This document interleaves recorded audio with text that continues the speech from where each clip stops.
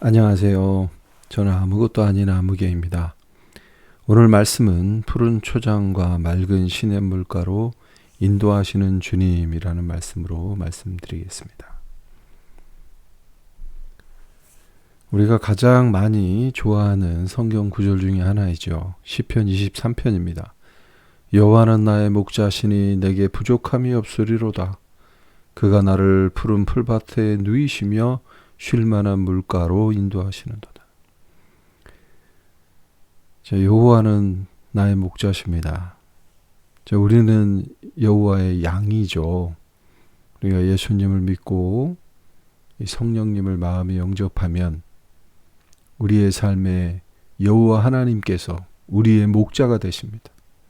그래서 우리를 푸른 풀밭으로 인도하시고 맑은 물가로 또 우리를 인도해 주시는 거예요. 근데 많은 사람들이 참 이 양이 이 먹는 좋은 푸른 풀밭, 우리도 주님을 잘 믿고 주님을 잘 의지하면 사는 것도 좀 풍족해지지 않겠나. 또 우리가 또 좋은 자리에도 갈 수 있고 또 좋은 차도 탈 수 있고 좋은 옷도 입지 않을까. 이런 기대를 또 많이 하세요. 이런 기대를 하는 게 나쁘다라고 말씀드리지는 않습니다. 그러나 주님께서, 우리 예수님께서 우리에게 주시는 푸른 초장과 이 맑은 물가는 진정으로 과연 어떤 것인가 하는 생각을 먼저 해보셔야 돼요. 그래서 마태복음 6장 31절에서 33절 말씀을 보면 그러므로 염려하여 이르기를 무엇을 먹을까 무엇을 마실까 무엇을 입을까 하지 말라. 이는 다 이방인들이 구하는 것이라. 너희 하늘 아버지께서 하나님께서 이 모든 것이 너희에게 있어야 할 줄을 아시느니라. 그런즉 너희는 먼저 그의 나라와 그의 의를 구하라. 그리하면 이 모든 것을 너희에게 더하시리라고 하셨어요. 그러니까 이 세상이 말하는 좋은 옷, 좋은 차, 좋은 먹거리, 또 높은 자리, 좋은 위치에 있는 많은 것들, 이런 것들이 우리 예수님이 말씀하시는, 하나님께서 말씀하시는 푸른 초장과 맑은 시냇 물가가 결코 될 수 없습니다. 잠시는 성공한 것 같고 잠시는 기쁨이 오고 잠시는 즐거움이 오는 것 같지만 그것에는 영원한 생명이 흐르는 생명샘이 아닌 거예요. 생수의 강이 아닌 겁니다. 성경에 보면 요한복음 4장에 보면 예수님께서 갑자기 길을 가시다가 돌아가신 이 사건이 나옵니다. 유대를 가시는데 이 사마리아를 돌아가세요. 왜 그러시냐? 예수님께서는 이 성령께서 이끄시는 대로 가셨어요. 그래서 이 길을 돌아서 사마리아에 구원할 여인을 찾아가신 거예요. 그래서 이 여인은 사람이 다니지 않는 시간, 정오에 이 태양빛이 쫙 비치는 이 시간에 사람들 눈길을 피해서 이 우물가에 이 물을 기르러 갑니다. 그때 예수님께서 제자들과 그곳에 이제 가셨어요. 그리고 제자들은 먹을 거를 구하러 가고 예수님 거기 계셨을 때 예수님 목이 마르셨죠. 물가에 그 여인이 오니까 예수님께서 물을 달라고 하세요. 예수님께서 그러시면서 예수님은 그 여인에게 그런 말씀을 하십니다. 이 물을 마시는 자마다 다시 목마르려니와 내가 주는 물을 마시는 자는 영원히 목마르지 아니하리니 내가 주는 물은 그 속에 영생하도록 솟아나는 샘물이라. 그렇게 그러시면서 갑자기 그 말씀을 하시는 거예요. 가서 내 남편을 불러와라. 이러고. 왜 남편을 불러오라고 했어요? 이 여인은 또 그러면서 말씀하세요. 남편이 없다라고 여인이 예수님께 말을 하니 예수님께서 그래 내 남편이 없다는 게 맞다. 전에는 5명의 남편이 있었지만 지금은 같이 있는 자도 내 남편이 아니니 응? 여인의 말이 맞다라고 얘기해요. 여인은 얘기를 합니다. 나의 사정을 아니 선지자구나 라고 말을 해요. 그렇습니다. 여인에게는 그 남편이 5명, 이 여인에게 있어서 기쁨을 가져다 주었던 것은 남편인 거예요. 네. 그러니까 남자 한 사람 사귀고 또 이혼을 하고 또 남자를 사귀고 그러면서 이 여인은 항상 그 남자에 대한 정이 그리웠던 거예요. 그래서 이 새로운 남자를 만나면 그 순간은 기쁘죠. 즐겁죠. 예. 그렇지만은 또 어려움이 오고 계속해서 갈급한 거예요. 뭔가 허전하고 외롭고 쓸쓸하고.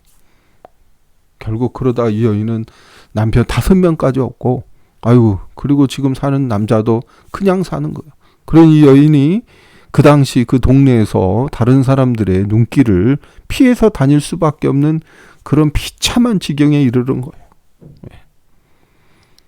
그리고 이 여인이 이 예수님께서 그 여인의 가장 아픈 부분을 말씀하시니까 이 여인은 순간 굉장히 놀랐어요. 그리고 본인의 사정을 얘기하지도 않았는데 다 아시는 예수님을 보고 자신의 얼마나 이 예수님이 위대하신 분인가를 순간 깨달은 거예요. 그리고 선지자라고 얘기했어요. 그런데 예수님께서는 그렇게 말씀하십니다. 하나님은 영이시니 예배하는 자가 영과 진리로 예배할지라. 갑자기 예배를 말씀하셔. 그러니까 여자가 이르되 메시아 곧 그리스도라고 하시는 이가 오실 줄을 내가 아노니 그가 오시면 모든 것을 우리에게 알려주시리이다. 예수께서 이르시되 내가 말하는 그가 지금 내가 예수님이 곧 그리스도시라고 말씀하시는. 그러니까 순간 이 여인은 예수님이 그리스도시라는 것을 깨닫게 됩니다. 자기도 예배를 드릴 수 있구나. 자기도 죄를 회개할 수 있구나. 나를 구원할 수 있는 구세주구나. 나의 비참함에서 나를 건지시는 구세주구나. 라는 것을 깨닫고 여인은 자기가 들고 있던 그 물 항아리, 물동이까지 내려놓고 동네를 향해서 달려갑니다. 그동안은 자신의 죄 때문에 사람들을 피해 다녔는데 예수님을 만나서 그 영생하신 예수님을 만나고 그 예수님을 통해서 본인이 구원을 받았다라는 확신을 얻고 다른 사람들을 향해서 나아갑니다. 그리고 다른 사람들조차 자신이 있었던 일들을 얘기하고 예수님 앞으로 데려오는 역할을 합니다. 이 여인은 그 순간, 한순간 이 여인의 삶은 완전히 변해버린 거예요. 이 여인의 삶을 변화시킨 게 돈입니까? 아니면 물입니까? 식량입니까? 옷입니까? 집입니까? 아닙니다. 이 여인을 변화시킨 것은 예수님이세요. 이 여인이 끝없이 갈급하던 그 5명의 남편은 이 여인에게 만족함을 주지 못했어요. 그렇지만 예수님께서는 이 여인에게 영생의 샘물을 주신 거예요. 기쁨을 주신 거예요. 삶의 소망을 주신 거예요. 그리고 주님의 사역자로 만드신 거예요. 자, 그리고 또 한 사람이 있습니다. 성경에. 또 한 사람 누구냐? 베드로예요. 베드로 역시 밤이 맞도록 물고기를 잡았지만 밤이 맞도록 한 마리도 잡지 못했습니다. 베드로는 평생을 물고기를 잡았기 때문에 그 물에 대해서 너무나 잘 알고 물길도 알고 고기의 속성도 고기의 모든 특징도 잘 압니다. 그렇지만 밤이 맞도록 베드로는 물고기를 잡지 못했어요. 예수님께서 오셨어요. 베드로에게 지시를 하셨어요. 베드로는 그 말씀하신 대로 그물을 던졌고 물고기가 찢어지도록, 그물이 찢어지도록 많은 물고기를 잡은 거예요. 그 순간 베드로는 깨달았어요. 나는 이 물속을 보지도 못하고 물속의 캄캄한 하늘을 보지 못하지만 예수님은 보시는구나. 저분은 보시는구나. 그리고 자신의 죄된 모습이 순간 떠오르는 거예요. 그리고 예수님을 만나서 베드로는 변화를 합니다.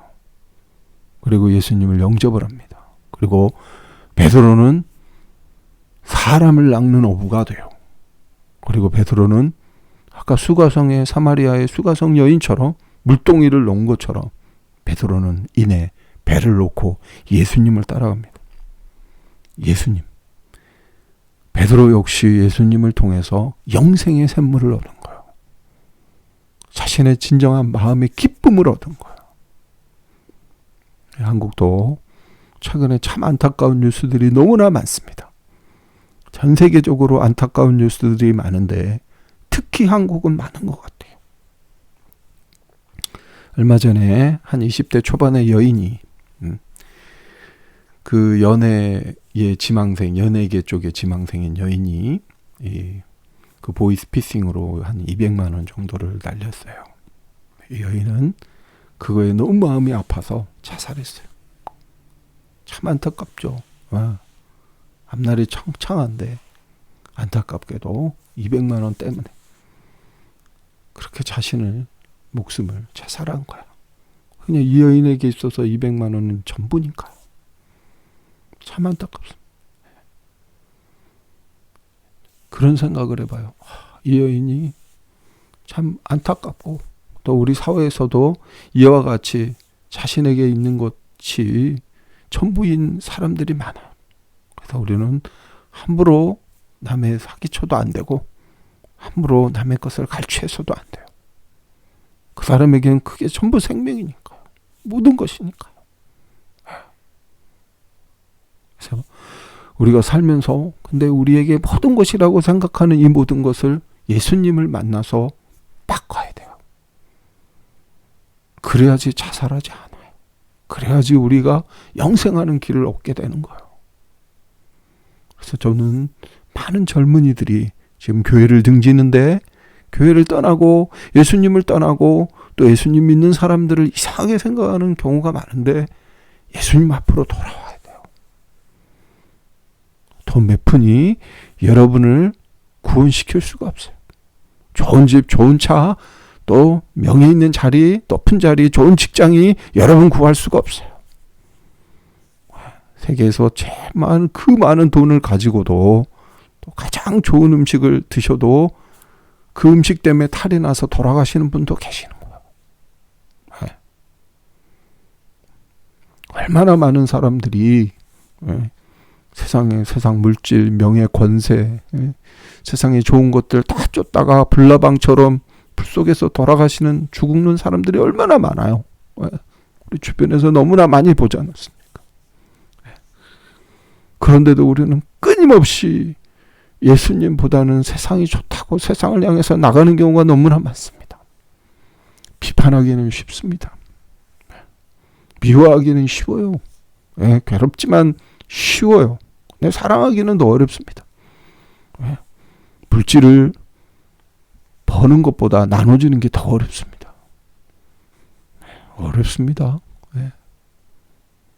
그런데 그래서 우리는 예수님을 믿고 예수님이 우리 삶의 목자가 되셔야 돼요.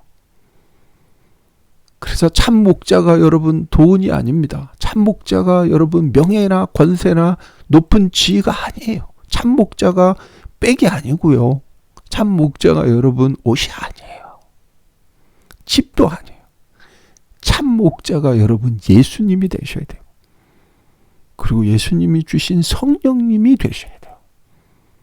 그래야지 여러분의 삶에 영생의 샘물이 흐르고 여러분의 삶은 수가성 사마리아의 그 여인처럼 한순간 기쁨이 넘쳐 흐르는 거예요.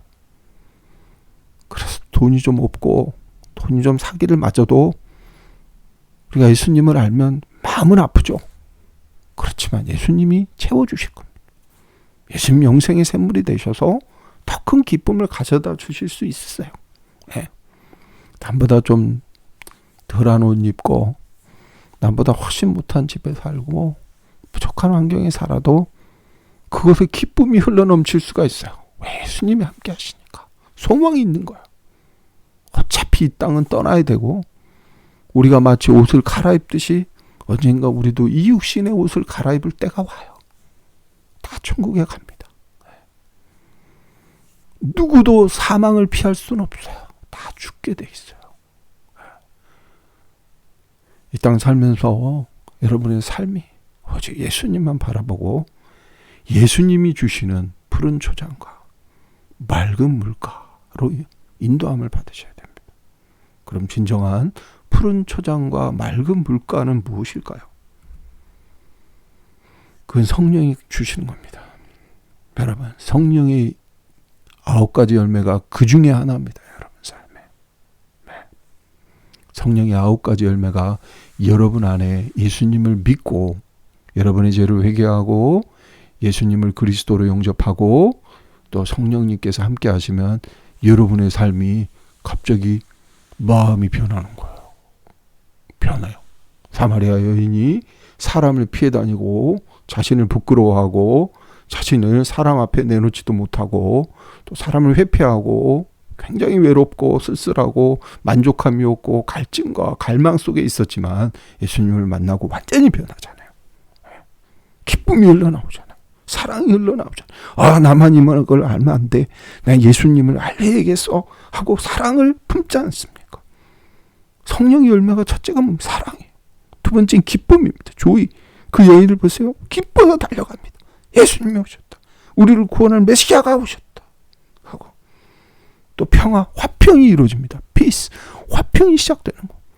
사람들을 피하고 저 사람 날 증오하고 미워하는데 그 사람을 향해서 평화의 손길을 내는 예수님이 오셨다. 우리 같이 가자. 우리 같이. 오래 참음이 있습니다. 참음이 와요. 네.